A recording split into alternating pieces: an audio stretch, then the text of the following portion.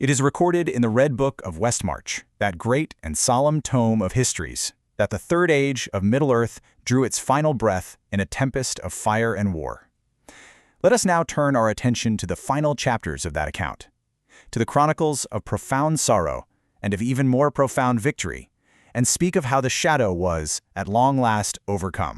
You see, the ancient scrolls tell of the cause of all this great strife, and it is bound within this single verse of the Rings of Power, forged back in the Second Age by the elven smiths of Eregion, but with the dark and terrible lore of Sauron himself. They were, from the beginning, instruments of doom. And so it came to this. At the very end of the Third Age, the fate of all free peoples rested not on great armies, not on the wisdom of kings, but upon the unmaking of the One, the Master Ring, in the very fires where it was first forged. And so our chronicle must begin in that most desolate of all lands, the domain of Sauron himself. Here the very air was a fume, the dust a choking plague, and out upon the plains of Gorgoroth all hope seemed to fade and die.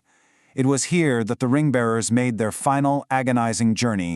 It is told that the will of the ring-bearer, Frodo Baggins, at last gave way. The burden, both of the spirit and of the flesh, it was simply too great to bear any longer. And in that moment of absolute, utter despair, it was his servant, Samwise, who showed a valor that was truly worthy of the great heroes of the elder days. With these simple words, a humble gardener from the Shire placed himself among the great friendships of legend. You must understand, this was a loyalty as profound as that which Beren held for Luthien, a devotion born not from some grand oath or command, but from simple, steadfast love. He couldn't lift the spiritual weight of the ring, no, but he could bear its wearer. Our chronicle now brings us to the very fires of Orodruin, the Mountain of Doom, and to the great paradox that lies at the heart of this entire quest. For it is a strange and profound truth, one known to the wise, that the final victory for the West was only achieved at the precise moment of its most utter and complete defeat.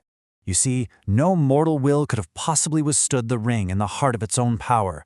Its malice was that of its maker, Sauron, a Maya of immense might. Just as it had ensnared the 9 kings of men in the Second Age, so now, at the very end, it mastered the ring-bearer. He placed it upon his finger, and the quest had failed.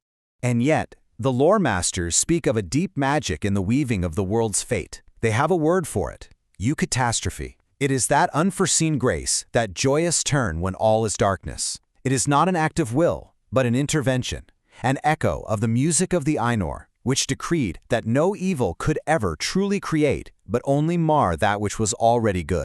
And so it was. For the creature Gollum, driven by a lust 900 years in the making, attacked Frodo for the ring. In his madness, he bit the ring from Frodo's hand, and then, in his moment of triumph, he stumbled and fell, plunging into the crack of doom. The mercy shown to him by Bilbo, and then by Frodo, became the unseen instrument of salvation. And with the ring's unmaking, the spirit of Sauron, servant of the first Dark Lord, Morgoth, was scattered into nothingness, a shadow returning to the void. Now, with the passing of the Dark Lord, the armies of Mordor were utterly broken, and a new dawn broke upon Middle-earth. Our history turns from the fire and shadow of Mordor to the White City, Minas Tirith, and to the healing and restoration of the ancient kingdoms of men. The days that followed were swift with restoration and renewal. On the 1st of May, Aragorn, son of Arathorn, the last heir of Elendil, finally took up the crown of both Gondor and Arnor, hailed as King Elisar the Elfstone. Then, on Midsummer's Day, he wedded Arwen Undamil, daughter of Elrond of Imladris. This united the two lines of the half-elven, healing a division that had endured since the elder days. And just like that, the Third Age passed into history. The Fourth Age of the world, the Age of Men, had begun. And so it was that the prophecy of Imladris was fulfilled. The blade that was broken, Narsil, had been reforged as Enduril, the Flame of the West. And the heir of Isildur, who had fled the wreck of Numenor so long ago in the Second Age, had returned at last to claim his throne. The long exile was finally over.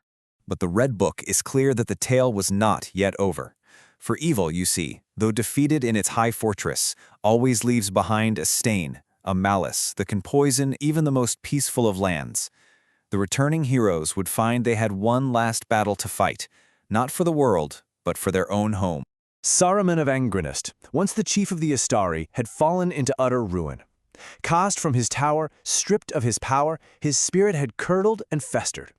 As a mean-spirited tyrant called Sharky, he had brought a foulness of industry and oppression to the green fields of the Shire, a final, ugly echo of the ruinous works of Mordor. Yet in this final confrontation, the Ringbearer showed the true depth of his wisdom. He actually forbade the killing of Saruman. He showed a mercy that stood in stark contrast to, say, the great ruinous oath of Feanor, which drove the noblest elves to kinslaying and despair back in the First Age. Frodo sought to heal, not to punish.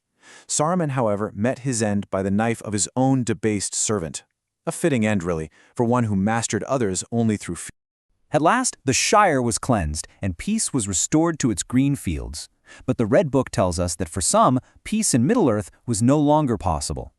Our chronicle now enters its final and perhaps its most sorrowful chapter, because victory, as the wise have always known, always comes at a great cost.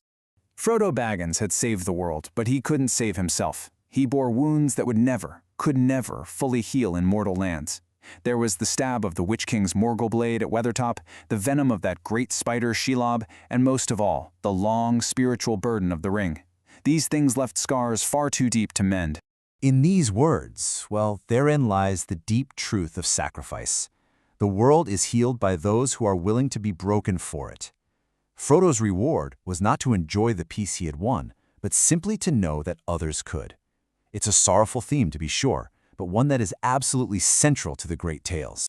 It is written that a special grace was granted.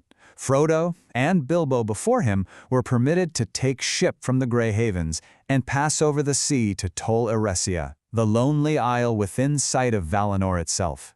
Now this passage wasn't to grant them immortality, that is forbidden to men, but to grant them a healing of the spirit that Middle-earth could no longer provide. Mithrandir spoke these words of parting. His long labor in Middle-earth, a task begun in the shadows of the Second Age, was now finally at an end. With him went Elrond and Galadriel, for the 3 elven rings had lost their power and the time of the elves was passing into memory.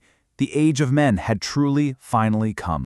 And so, after all the great deeds, all the epic journeys and sorrowful partings, the history ends on this one simple note. Samwise Gamgee, who had walked in the land of shadow and stood at the very crack of doom, returned to Bag End, to his wife and to his children.